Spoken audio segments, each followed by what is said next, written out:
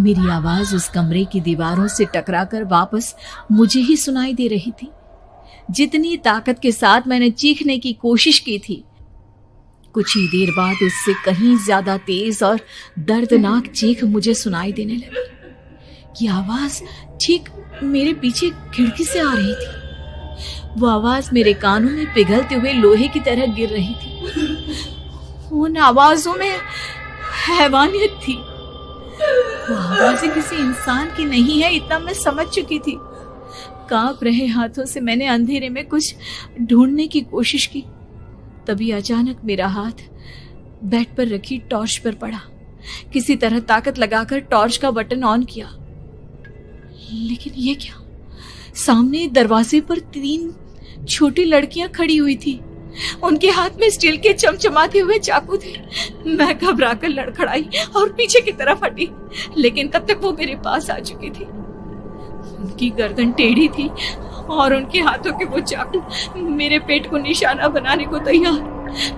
मैं जोर से चीखी, नहीं, छोड़ दो मेरे बच्चे को, मत मारो, मत मारो, छोड़ दो मेरे बच्चे को। सोनाली, क्या हुआ बेटा? तू इतनी डरी हुई क्यों है? उठ बेटा, क्या हुआ? हड़बड़ाकर मैंने अपनी आंखें खोली। देखा तो दिन निकल आया था।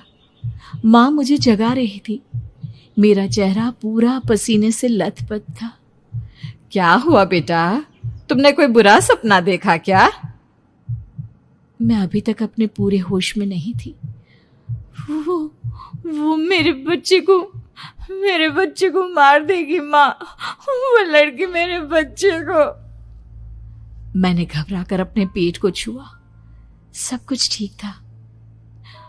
और वो दूध जो रात को यहाँ पर गिर गया था, उसका रंग लाल हो गया था।